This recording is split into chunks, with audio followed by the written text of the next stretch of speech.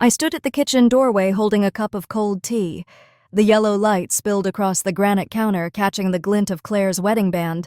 My daughter's like a chilly exclamation point. She was slicing apples, the knife moving calmly over the cutting board, each piece dropping into the bowl like the ticks of a countdown. A rustic white wooden sign hung on the wall. Love makes a house a home. I had installed that ceiling light with my hands 22 years ago, yet at that moment, I felt like a guest lingering in a kitchen lit by my own choosing. You've been here almost 5 months. I need our space back, my space. Claire set the knife down, her voice both soft and firm. She wouldn't look at me, not once, just that one stressed syllable, my. Through the window, the Texas afternoon sun poured over the backyard where I'd once planted rosemary with her, the summer of her divorce. The summer she buried her face in the dirt and cried, and I held her shoulders telling her, "You still have a life to replant." The rosebush by the fence still clung to a few faded blooms. The table was set for 5, except for me. The oven beeped, little feet pounded across the wood floor. Ryan, my grandson, a house full of family sounds except for the sound of anyone saying my name. "Grandma, are you going back to the apartment?" Ryan asked, eyes still on his tablet. "Maybe." "Probably," I said, trying to pull my mouth into a smile. It felt dry as paper. I stepped back to make room, my heel sliding over the old rug. Beneath the carpet was the crawlspace hatch, the panel that led down to the foundation, and the pipes that Thomas, my husband, had tightened one coupling at a time. Suddenly, I remembered the land under this house still had my name. The deed had never been fully transferred. 2002, we bought that lot. My name stood beside Thomas's. Claire was 18 then, getting her nose pierced, teasing her father with Sir. She didn't care about fences, pumps, or boundary markers. On the other hand, I knew every letter on that survey map the way I learned the creases of my palm. That night, I pulled the old lockbox from beneath the bed. Dust rose with the musty smell of a time jar cracked open. Birth certificates, a marriage license, a slim folder stamped, Farm 2002. Inside our joint ownership agreement, my signature, Thomas's signature, no signature from Claire. My throat tightened, not from fear, but at a line floating up from memory. Never give up the ground, Maggie. Land is the one thing they can't make more of. Thomas had said it on a winter night, his hand warm the scent of sweat and wood smoke on his shirt. The next morning, I made tea as usual and folded my apron neatly over a chair. I opened my phone and typed Partition Action Land Ownership Joint Deed Texas. My finger hovered for a beat, then tapped search. Not to threaten anyone. I want to remind you that I still exist here. At noon, I heard Claire whispering in the pantry by the laundry hall. The door was only half closed enough for a strand of sound to slip through. "She won't put up a fight, David? Mom's just tired. The bank says they need her nod to make the file look clean. She'll sign eventually, then a laugh, not cruel but indifferent." The word tired slammed into me harder than any shout. Tired. Perhaps I had been, but today, suddenly, I was awake. I didn't sleep that night. The vent hummed. In the dark, I saw again the faint groove on the wood floor where Thomas and I had shoved the first couch, the chipped tile in the corner where I set Ryan's crib when he was teething. A house with my hands in every corner and a single leaf was supposed to erase that I flipped on the bedside lamp, opened the lockbox again, and smoothed my fingers over 2002. I took out my leather notebook cedar and ink and wrote, "If I don't hold the ground, no one will. Don't fight with anger, fight with paper." I underlined the paper twice. The next day I went to the county records office. With red-polished nails and the calm of someone seasoned by too many domestic property squabbles, the clerk asked, "Name on title, Margaret D. Whitfield." She tapped a few keys, then lifted her brows slightly.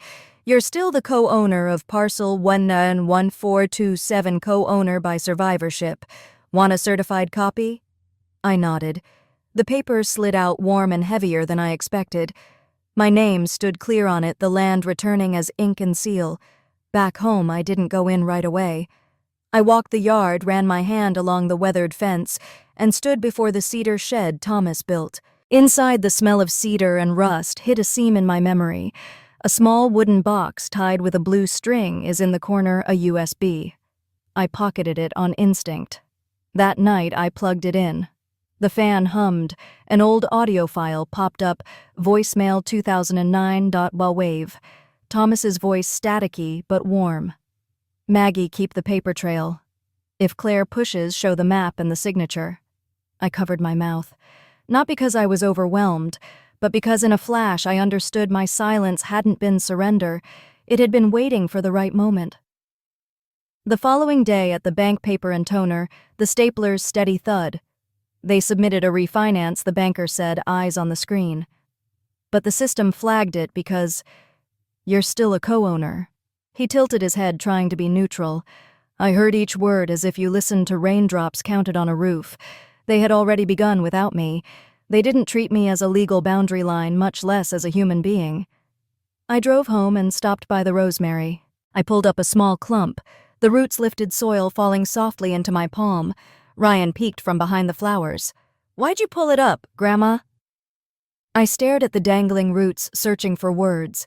When something you planted becomes a decoration in someone else's garden, sometimes you pull it up to remember you planted it. I didn't say it aloud. I pressed the dried sprig into my notebook. At dusk, Claire brought a slice of lemon pie. I added extra zest, the way you like. I thanked her, took a bite. It tasted bland. Not for lack of sugar, but for lack of what this kitchen had been missing for too long, a direct look into each other's eyes. The mailbox clacked.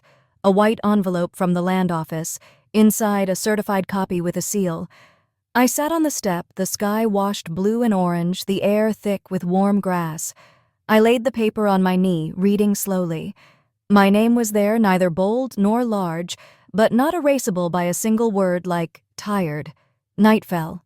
David wasn't home. Claire cleared the table with 2 neat and quiet movements, the quiet of a person hoping things would pass as if nothing had happened. I opened my laptop, partition lawsuit, joint property, elderly rights, Texas. Articles like jagged stones, jargon case law retainers. Then a line that stopped me. A co-owner may file for partition in kind or by sale to protect legal control. I froze. Not to seize, sell, or win. To stay. To be present under the law. I took up my leather notebook and on a new page wrote strategy. Keep all letters, bills, and texts. Photograph boundary markers. Don't raise your voice, raise your pen. Then 3 heavy lines. Don't blink. As if on cue, David sat at the table the next morning and slid me a cup of coffee. No need to take this to court. We'll handle it in-house. Claire and I will give you a monthly stipend, your room's always open. Withdraw the filing sugar-coated words one by one. I looked at the cup but didn't touch it. You're trying to regularize what should be legalized. My voice stayed even. His lips thinned. Silence. At noon, Claire knocked on the living room, my makeshift room. She set down a printout from a legal template site, her voice minor, just a release to clean up the title, easier for the bank. I lifted the page and read the line, I, Margaret D. Whitfield, waive all claims. I looked up. Did David draft this? She hesitated, then nodded. And you? Did you read it carefully before or after filing the refinance? Her eyelids flickered. I pinched the paper between 2 fingers and tore it slowly. The thin rip sounded louder than anything thrown at me in months. I set the halves before my daughter. No. The house felt as heavy as a damp blanket that night. I emailed the city legal clinic. I was pressured to sign a release without counsel, but refused. Please advise. I attached the 2 taped halves for proof. Before bed, I played Thomas's voice again. He'd told me, if they forget, you make erasing you impossible. I leaned back and breathed slowly. I didn't feel younger. I felt exactly my age and in precisely the right place. Before sleep, I walked past Ryan's room. He was curled under his blanket, breathing steadily. I left a note on his desk. I'll always be here when the house is loud and quiet. Back in my room, I slid the certified copy into the evidence folder beside a pressed rosemary sprig. I laid my hand on it. No begging, no threats, just a whisper to myself. Tomorrow I file. That morning, Texas felt humid as if someone had misted a thin spray over everything. I sat at the dining table, broke a slice of toast in half, and watched the crumbs fall across wood worn by the years. No more cup of cold tea like last night. A ballpoint pen lay crosswise, pinning the edge of my leather notebook. On the cover in block letters, I had written evidence. I opened a fresh page and stuck a small note: deed, certified copy, survey map find, testimony, date, time, details. Beneath that, I pressed a sprig of dried rosemary. Its bitter, dry scent somehow made the kitchen feel less foreign. Claire passed by carrying a trace of light perfume. She noticed the notebook and paused. "What are you writing?" her voice trying to be bright. "I'm coloring in memory," I said, half joke, half true. She pressed her lips together and let it go the way people ignore a streak of rain on a window. After breakfast, I went to the garage and dug through an old cardboard box labeled Maps. I vaguely remembered stashing the survey there. The old rubber band stuck. I tugged hard, and it snapped a puff of paper dust, making me sneeze. At last, the yellowed roll surfaced. I spread it across the car hood, black lines, blue lines, dotted breaks, like a score of music turning into memory. A thin, dotted line cut right beneath the newer house's foundation. I stood still, not triumphant. A deep, slow sadness like hearing a familiar song sung wrong. I photographed each corner and numbered 1A, 1B, 1C. Then I grabbed Thomas's old tape measure. The metal tip clacked against the concrete. I went to the yard and found the rusted survey nail by the oak. The head was still there, brown as dried blood. I held my phone low to the ground and focused. Click. Another piece of the past now had an image and a timestamp. At noon, Della called. Age had turned her voice gravelly. "I hear the kids telling folks your forgetful sign, and then forget." I leaned against the wall, looking out over the patchy, sunlit lawn. "They probably need a story that goes down easy," I said. Della sighed. "Don't let them tell your life for you." I thanked her, set the phone down, and wrote in my notebook, Della, 11:47 a.m., rumor, forgetful, response, calm. In the afternoon, I went to the city library. The reading room was shabby. The ceiling fans turned like wagon wheels hauling time itself. I chose a terminal far from the windows and opened civil procedure guides. My eyes burned from the text. I wasn't reading like a student prepping for an exam. I was feeling my way like someone searching for an exit in a blackout, palming the walls, tracing the edges. I created a folder called Partition in Kind, downloaded the forms and noted Choose in Kind, Not Sale, Redraw Boundary, and Preserve Right of Occupancy. When I got home, Ryan was on the porch, shoes muddy. He looked up and asked, "What do you write in that notebook all the time, Grandma?" I smiled and set the folder beside him. "I'm writing a story and no one else can write for me." He tilted his head, not fully understanding, but he didn't press. Children often sense more clearly than adults that some things elders do aren't about fighting. It's about keeping a place to stand inside a family. Late afternoon, Claire entered the kitchen while I washed my hands. She set a small box on the table, a still warm apple pie. "I baked it, like you used to." I peeled back the foil. Butter and cinnamon rose into the air. I cut a small piece and chewed slowly. Sweet, but somehow bland, like an earnest attempt to mend a crack that had already run deep. Claire stood there, waiting. I set down the fork and said gently, "It's good. Not because of the cinnamon, because you still remember what I like." Her eyes dimmed, a blend of relief and heavier weight. I said nothing more. I knew the fracture wasn't about pie or a single sheet of paper. It lived in how she pictured me as a burden that could be swept aside with a few procedures. That evening, I opened my notebook and labeled a new section timeline. I wrote, May 3rd, heard Claire say, leave. May 7th, I obtained a certified deed copy and the co-owner confirmed it. May 12th, overheard David on the phone with the bank. May 14th, discovered refinance filing. May 16th, David offered a stipend for withdrawing the filing. May 18th, Claire presented the release form, ripped. Each line felt like a nail driven into a plank to keep me from sliding. A sudden shower hammered the roof that night. Water drummed the tin in a hollow rhythm. I sat by the window and watched rain sluice past the streetlight. Ryan dashed in, hair-soaked, giggling, "Grandma, it's pouring." He hugged me, smelling of wet dirt and salt. I stroked his hair and remembered seasons when Thomas and I stayed up all night to catch drips.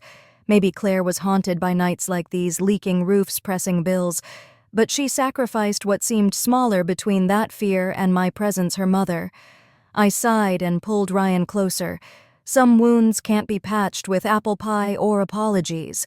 They have to be held in place with evidence, with ink on paper, so when people dodge the truth, something still stands on my side.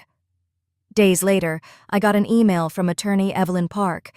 "You did the right thing. Keep everything.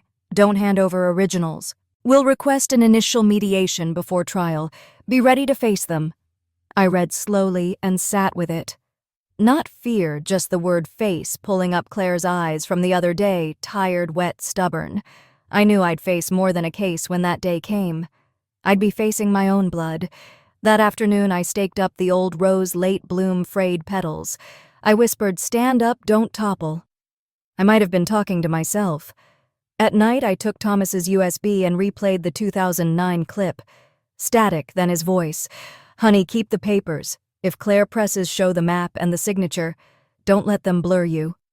I cried, then the quiet kind, all breath and tremor. His voice felt like a hand on my shoulder telling me I wasn't alone.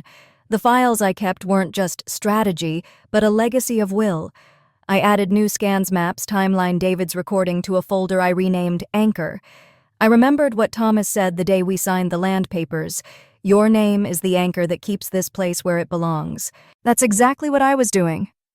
Over breakfast, Ryan asked, "Are you scared?" I looked at those clear eyes shining in the kitchen light. "Yes, but I'm more afraid of being erased. That's why I have to keep going." He hugged me. "I want you to stay, no matter what." His words were light, but enough to remind me I wasn't only fighting for documents. I was fighting for a child who needed to know his grandmother had a right to exist in her house. That night, I sorted the files, deed plus map event timeline recordings, plus scans, witness statement, Della boundary photos, plus the torn paper. I labeled everything and set it in a clear plastic bin by my bed, no more hiding. Let everyone see I have evidence. I have a voice. In my journal, I wrote, "I don't want to win or lose. I don't want to disappear." I capped the pen and looked at my reflection wrinkles, etched deep silver hair catching the light. A woman past the midpoint of life, once called Mom and Grandma, relearning to name herself with paper, with proof, with an undeniable presence. Mediation would come, but I wouldn't sit in the kitchen like a polite guest anymore. I would sit at the table, open my file, and set down living evidence. Mid-May Texas sun scorched the backyard into bright white bands. I sat on the porch with the 2002 survey I'd retrieved from that old box. The paper had yellowed, the ink had bled a little, but every line and symbol still held. A dotted line ran under the current house where Claire and David lived. Half their home stood on land that still bore my name. I didn't feel victorious. I felt the slow heaviness of a familiar song sung off-key. We'd let them place a prefab on the lot when they married, broke and hopeful. I thought then just a yard slice in exchange for a roof over my daughter's head. I didn't realize that little slice would become a blade dividing blood. I photographed the map, marked the time, then measured the old survey nail by the oak. Hot wind carried the smell of parched soil. I pressed a brittle leaf into the evidence notebook and wrote boundary pin intact photo 1432. That afternoon, Della called. "They say you're losing it, signing and forgetting." True, I stared at the sear field. They need a story that's easy to swallow. Della's voice firmed. "Don't let them write yours." I logged it, 11:47, Della rumor senile. Kept calm. That night I heard David on the phone, his voice low and contained. "Give it a few more weeks. She'll withdraw. She's old, not much fight left. They treated me like a shadow without weight, just waiting to fade." I didn't step out.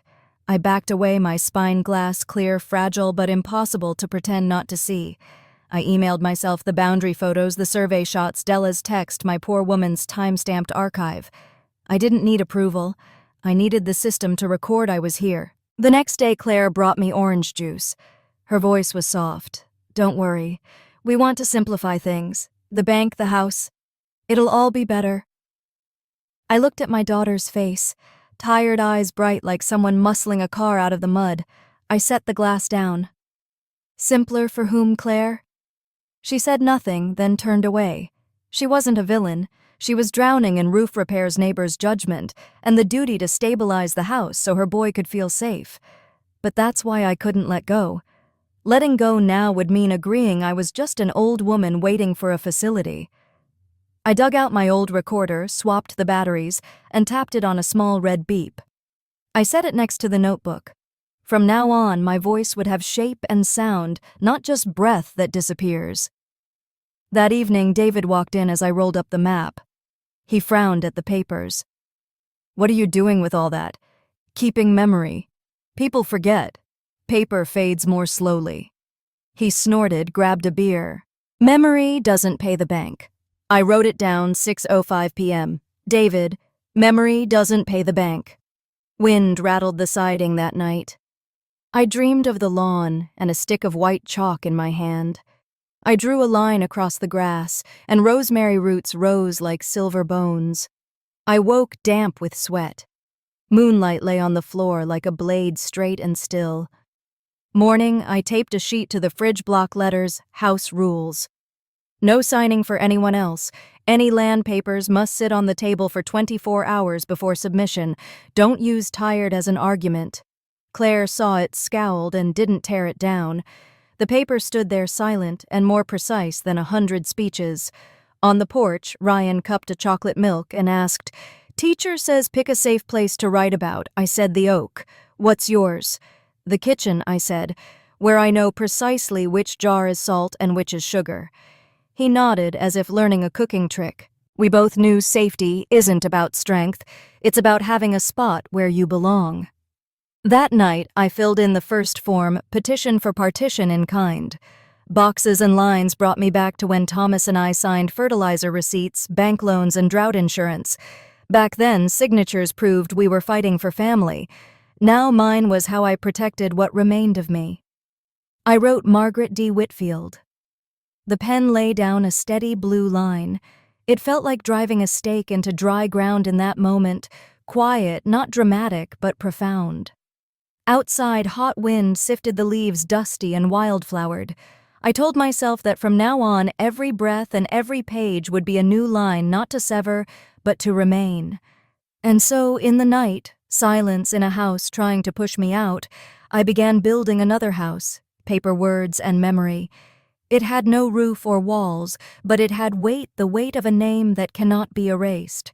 The morning light sliced across the kitchen floor like the chalk line from my dream. Claire came in with a thin stack of papers and set them down. Lemon-scented dish soap lingered in the air. "Can you look at this?" "It's just procedures for the bank," she murmured. I didn't reach for it. I pulled out a chair and sat across her fingers interlaced on the wood. She sat too, eyes glued to the paper more than to me.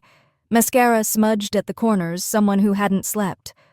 "All you need is to confirm you waive rights, so the title's just me and David. We'll still take care of you."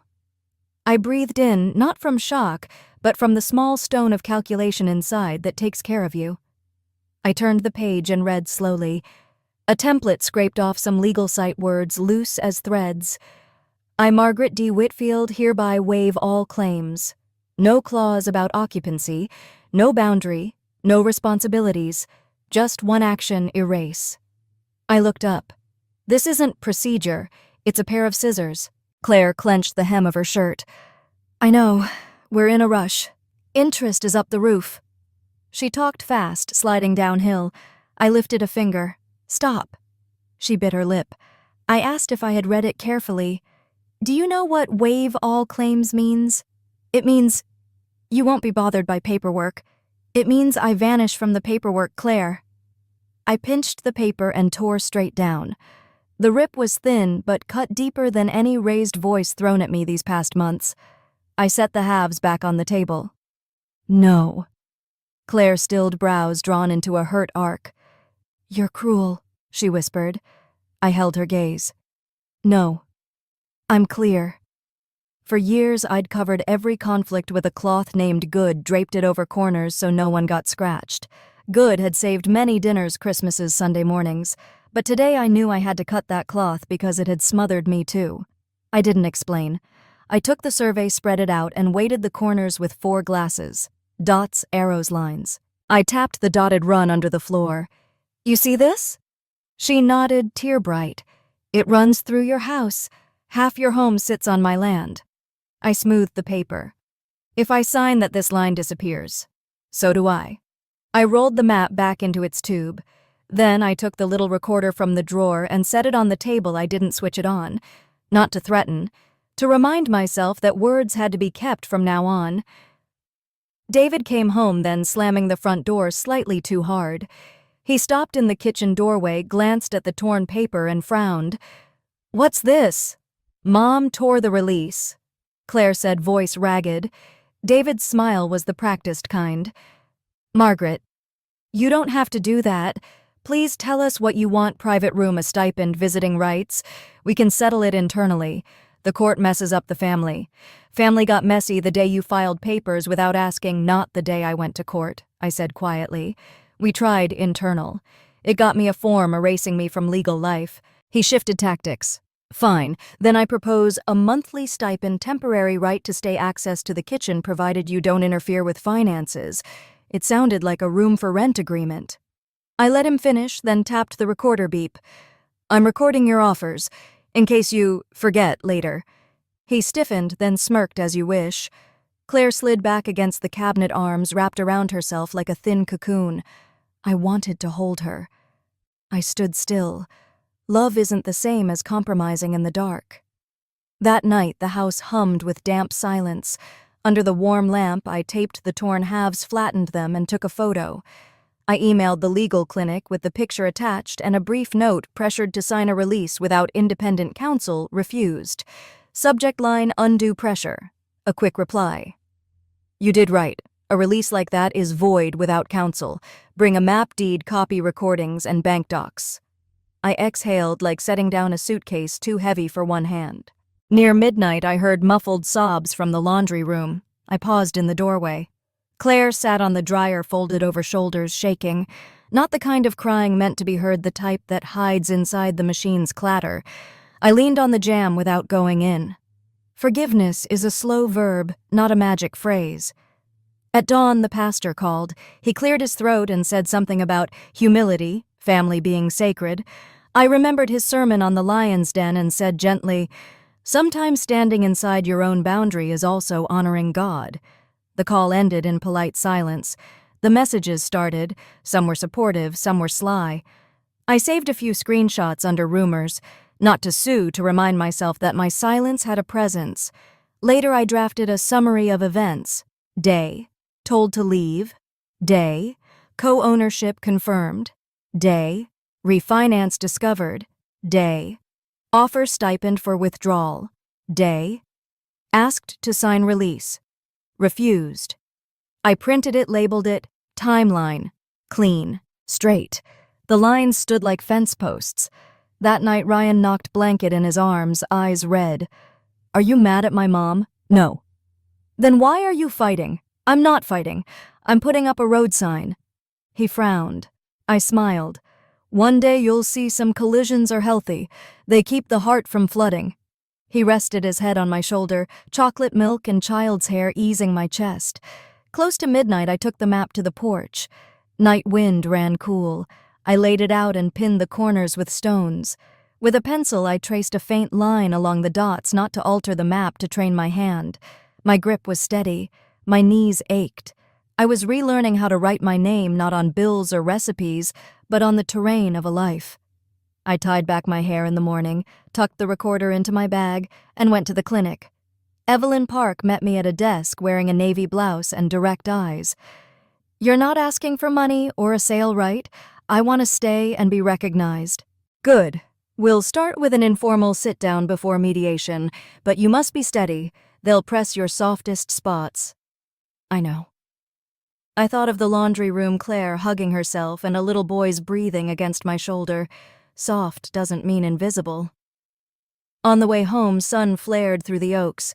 I paused at the gate and took out the taped release. I didn't throw it away. I filed it under timeline and wrote day. Cut the good cover. Then I went inside and laid my palm on the table where that paper had sat. The wood was warm smooth. The page was gone, but the line we'd drawn in our minds would stay longer than apologies and curses. That morning I understood to rescue kinship, sometimes the elder must do what the young cannot put down.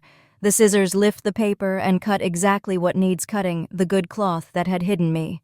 Leave the table bare so the light falls straight.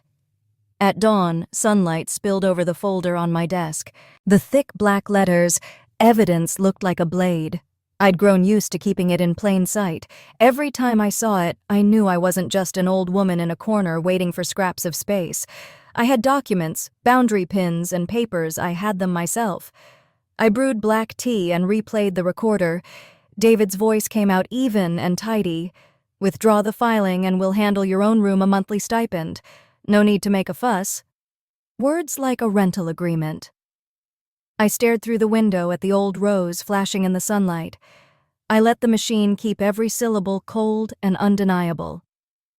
At the library, I booked time at a scanner and noted Clinic Houston, APPT 614. Bring the deed survey recordings and timeline.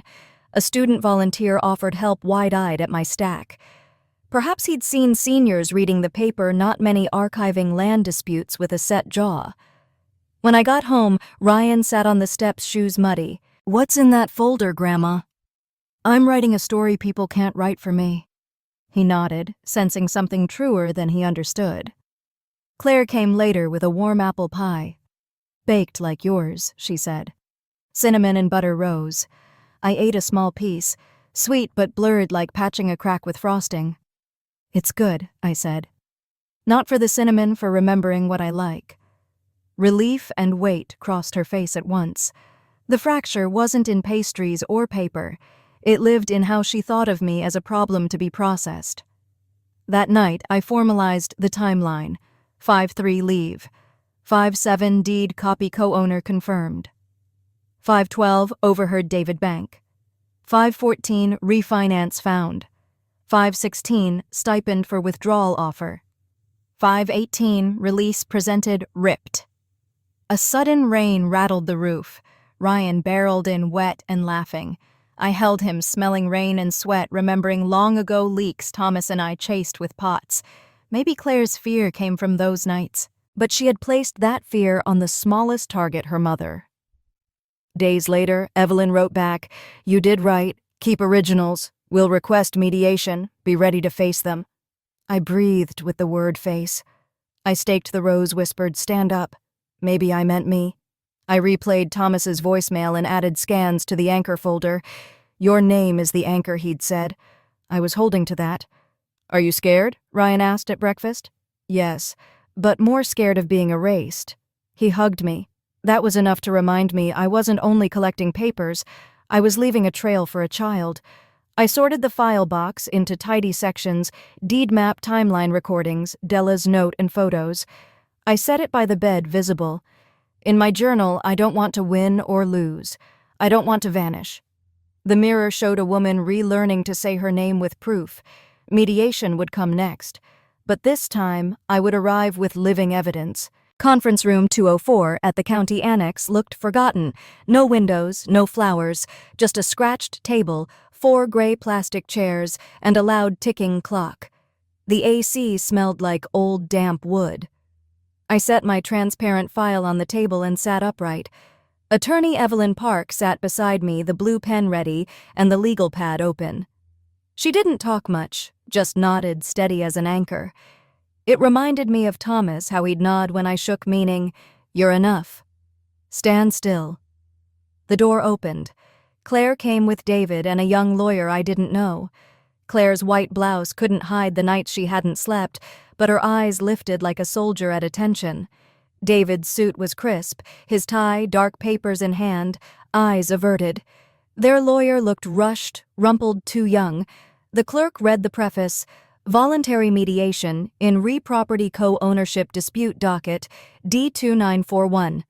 Goal: consensual resolution to avoid a full trial. Silence. Paper rustled like dry leaves. Evelyn leaned in. "Would you like to begin?" I nodded, fingers laced but steady. I glanced at the tabletop, then up at Claire. "I've lived on that land since 2002, before remodels, before this house touched it. My name has never been off the deed. My husband and I paid for that dirt with sweat and years. I don't want to fight. I won't accept being erased." Claire swallowed, eyes glossy. David tapped the table. Their lawyer cut in urgent. "My clients never intended erasure. They sought financial stability, refinancing to maintain a home." I looked to Evelyn. She nodded. I continued. "Stability can't be built on pretending I'm dead. If there was trouble, why not tell me? Why file papers and forge consent?" Claire bit her lip. "You felt so far away. I thought you wouldn't want to be involved. I was afraid you'd say no."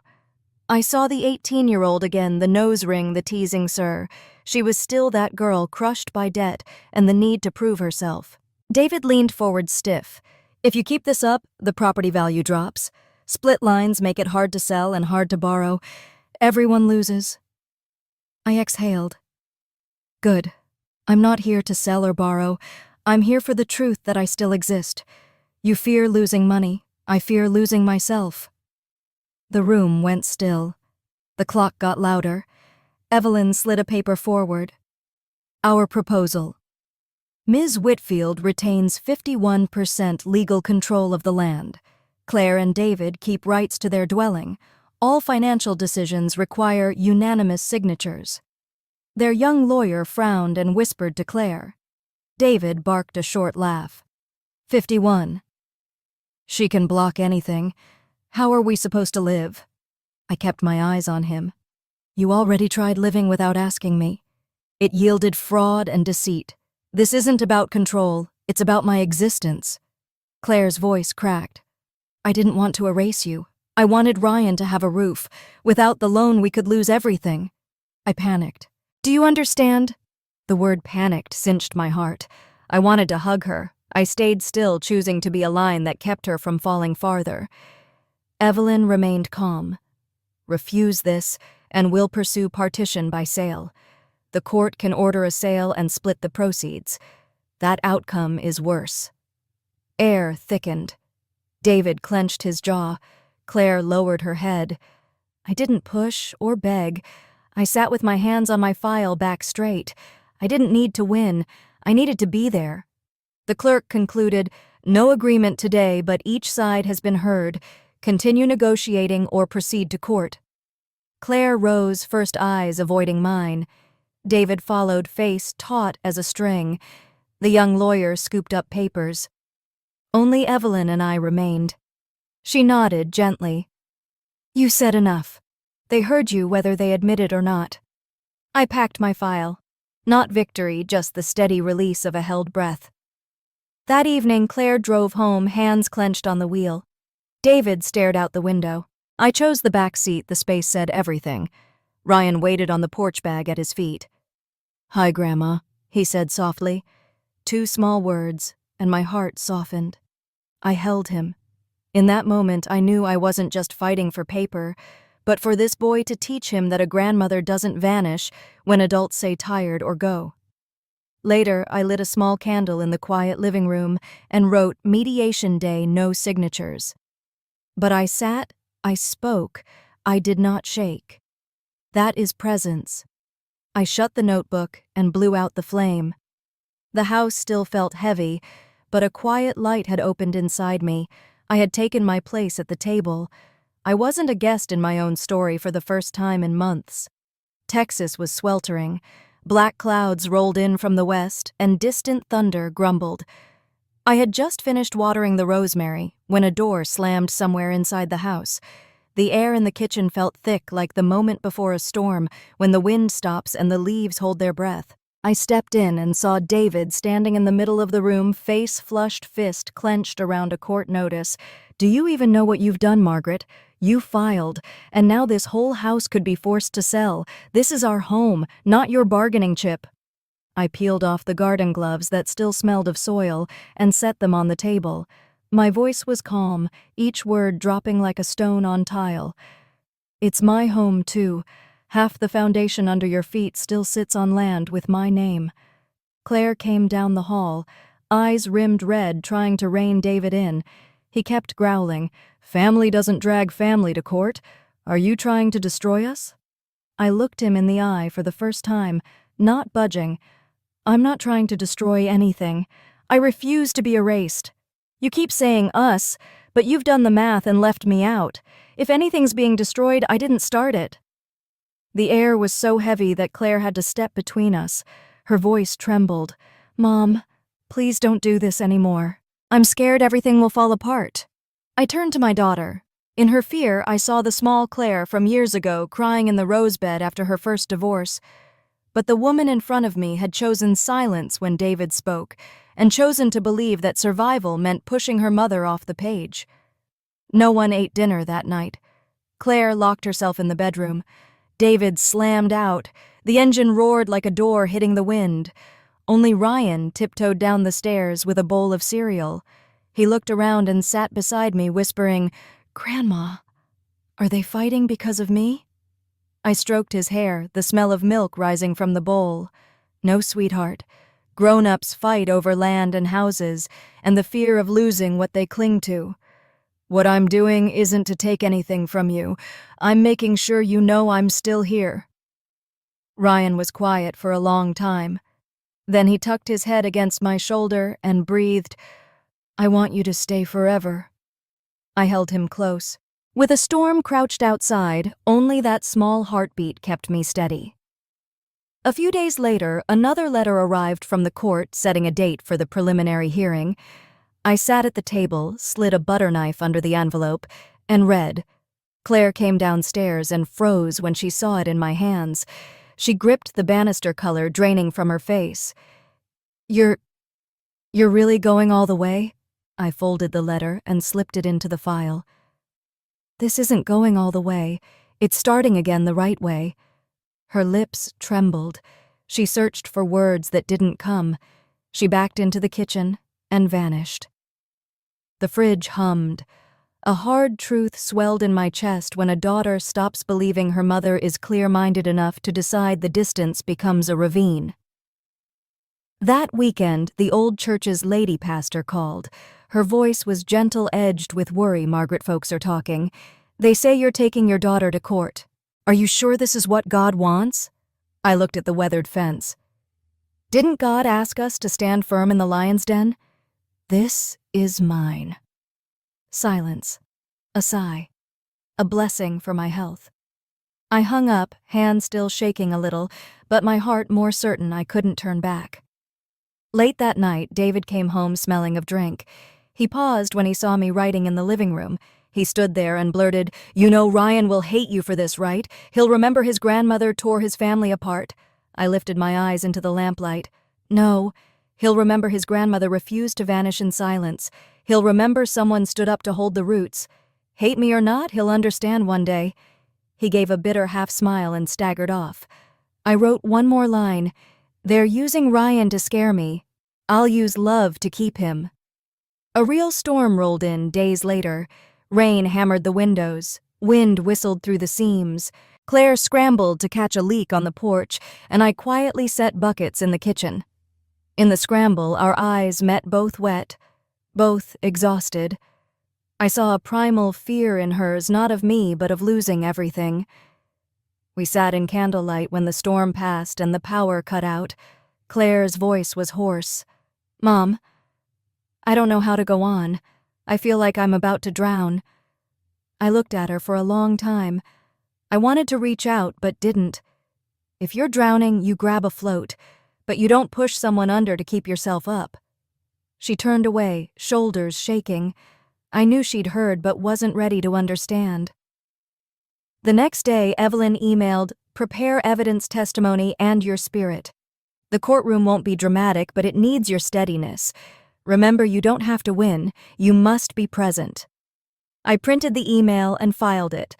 That evening on the porch under a clear moon, I wrote, "I don't fight for victory. I fight so that when Ryan looks back, he'll see I was there and no one could take that away. The house could scheme and worry and rage. Out here in the night air, I knew only this: the storm had passed and I was still in my chair. And this time I wouldn't give up my seat. An August morning in Texas can burn leaves to the color of toast. The roses in the yard were singed brown at the tips, yet it felt like a cellar of ice inside me. On the table, the court summons lay square and sharp. The paper's corner scratched my finger like a tiny cut date time location fixed. Every road now pointed to the courtroom where I would face my child. Claire had avoided me for days. She cooked for Ryan and arranged flowers, but wouldn't look at me straight. David was prickly. The garage door slammed each time he left. Only Ryan knocked softly on my door each morning, whispering, "Grandma, did you eat a thin thread stitching me to this house?" I opened the little cedar box by the window and took Thomas's USB. His voice crackled through the laptop speaker. "Don't let them blur you. Keep the papers, keep the signatures. That's how you remain in every story." I closed my eyes, listened again, then tucked the drive between the thick files. It wasn't a keepsake anymore. It was evidence, a rope between past and present, a reminder not to soften at the moment that mattered. That afternoon, I met Evelyn at her small office, a wooden desk shelves of case books, and a faint smell of fresh coffee. She laid the documents out and underlined the talking points in red. "Mrs. Margaret, they'll try to paint you as a confused, elderly dependent and forgetful person. They'll stress that you stayed in their home for months. Keep answers short and precise. Don't let emotion run the show." I nodded, the tides inside me restless. She met my eyes. "You don't have to prove you're young or strong. You only have to show you know exactly what you're doing and that you have a legal right in that land. Everything else is noise." I gave a thin smile. I've spent a lifetime being treated like noise. She didn't smile back. She slid a sheet toward me. "Sign your statement. And remember, you're not walking in alone." I signed. The ink sat dark and thick. My hand trembled a touch, but the line didn't waver. That evening, Claire was rinsing dishes under warm yellow light. I stood in the doorway for a long beat before saying, "You can hate me, but don't spread the rumor that I'm losing my mind. I remember things very clearly." She looked up, eyes wet, then stared at the sink again. Only the sound of water filled the room, bright on the steel basin. I wanted to go to her. I didn't. Between us, the distance was measured now not in feet but in pages with red seals. I didn't sleep. I spread the files across the bed. The 2002 boundary map, the deed copy, the bank's refinance refusal, Della's note about what Claire had told the neighbors. I sorted them into sections and added a white sheet on top. In blue ink, I wrote, "I'm not seeking victory. I'm seeking presence." The desk lamp bent the lettering into a curved shadow, but the words stayed clear. I folded the sheet and put it in the file. In the morning, Ryan barreled in with a crayon drawing. There is a house with 3 figures in the yard, a child, a woman with long hair, and an old lady with silver hair. He'd written "home" on the roof. "It's for class. I put you in the middle 'cause you're the center. The teacher said to draw the place that feels safest." My throat tightened. I hugged him and couldn't say a word. At that moment, I knew I wasn't only defending a deed.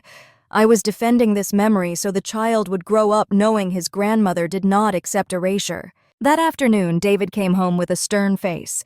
He tossed his car keys. Metal clanged off the table. "I'll be blunt. We'll drag it all into the open if you keep this up. Neighbors, friends, the church, everyone will know. Can you stand that shame?" I met his look without blinking. "Shame doesn't kill me. Silence does." He clenched his jaw and turned away. Claire stepped from the hallway, eyes red, tugged his sleeve, but couldn't stop him from slamming the door. I turned back to the sink and washed the plates left behind. Hot water stung my hands. I let it. Minor pain keeps me alert when threats try to blur my edges. The night before court, I wrote myself a short letter, folded it, and slipped it into my coat pocket. Not for Claire or David, for me. If I shook tomorrow, I would open it. Inside one line, "I am here. I am not a shadow." I placed the letter back, switched off the light, and lay down. Outside, hot wind hissed through the trees, carrying dust. I closed my eyes and counted my heartbeats. For the first time in months, I felt not like someone pushed outside, but someone walking toward the center. Tomorrow, the courtroom door would open. I would step through not to fight over spoils, but to exist. The county courtroom looked nothing like the movies, no dramatic lighting, no gavel-like thunder. 4 gray walls, a low ceiling, hard wooden benches, and the dry smell of paper and toner. On the bench sat a woman judge with silver-streaked hair and rimmed glasses, back straight, eyes sharp as a scalpel. I sat on the right beside Evelyn, my palm on a neat stack of documents. I could hear my heartbeat slow but insistent, like an old drum in another room. To the left sat Claire and David. Claire wore beige, looked pale, and had a tissue crumpled in her hand. David stared ahead, jaw clenched. Their young lawyer fussed with his papers, avoiding my eyes. The clerk called out, clear as glass, preliminary hearing co-ownership property dispute. Case number 22941, Whitfield versus Whitfield. My name floated in that cold air. This was no longer a kitchen or living room matter. This was the law. Evelyn opened with a summary, crisp and steady, Your Honor, my client, Mrs. Margaret D. Whitfield, remains the legal co-owner of the parcel recorded in 2002. She never signed a waiver and did not consent to the refinance attempted by respondents. Evidence includes the certified deed, the original survey bank correspondence, and a witness statement. Pages slid onto the bench. The rustle sounded like the night I spread them across my bed paper as a weapon. Opposing counsel Rose's voice. Careful, Your Honor, respondents. Claire and David have housed and cared for Mrs. Whitfield for months, providing food and shelter. She is elderly with episodes of confusion. Their actions were aimed solely at financial stability and preserving the family home. I felt my hand tighten. Confusion. They were trying to turn my quiet into proof against me. The judge nodded, then addressed me. Mrs. Whitfield, do you understand these proceedings? Do you know what you're asking? I stood. My legs trembled for a breath, but my voice did not. Yes, Your Honor. I do. I am not asking to sell the home. I ask that my legal ownership of the land beneath it be recognized. I'm not seeking money. I'm seeking presence. I am not confused. I remember every boundary nail, every signing date, every line my husband and I put down. My voice carried without needing to rise. Evelyn nodded, eyes bright. Claire stood next, shoulders quivering. Her voice caught. I didn't want to erase my mother. I thought she wouldn't want to be involved with debts. I panicked about losing the house, about Ryan. I was wrong not to ask her, but I never imagined she'd take me to court. Tears slid onto the wad of tissue. Pain knifed my chest. She wasn't just the person across the aisle, she was my child. But the truth remained, she had chosen a road that erased me from the map. David cut in sharper. We meant no harm. If this drags on, value will collapse. She doesn't understand everyone loses. I turned steady, I understand. But the worst loss is turning a person into a shadow. I won't accept that. The room stiffened. The judge looked between us, tapped her pen. This is not only a property. It is presence and fairness. The court will take it under advisement. Until a written decision is issued, no refinancing loans or transfers will be done without unanimous consent. Silence stretched. I sat down, my hand trembling slightly, but a breath of relief rose in my chest. I had heard. I was no longer a blur. We filed out in silence. Noon sun burned the courthouse steps. Claire paused and looked back at me, not with anger or pleading, but with the recognition that her mother was still there. She gave a slight nod and walked on. That evening at home, Ryan ran to me and hugged me tight. Were you scared? I smoothed his hair. Yes. But I stood steady. He smiled and squeezed harder. I understood in the dim lamplight whatever came next. I had kept one truth. I was still here. I pulled the little letter from my pocket and opened it. 4 words. I am here. And I was in that courtroom, not a shadow, but a person with rights and a voice. That alone was my own kind of victory. 5 days after the hearing, a thin county envelope arrived with a red seal. My hand shook just a little as I slid it with the butter knife. Only a few lines co-ownership affirmed.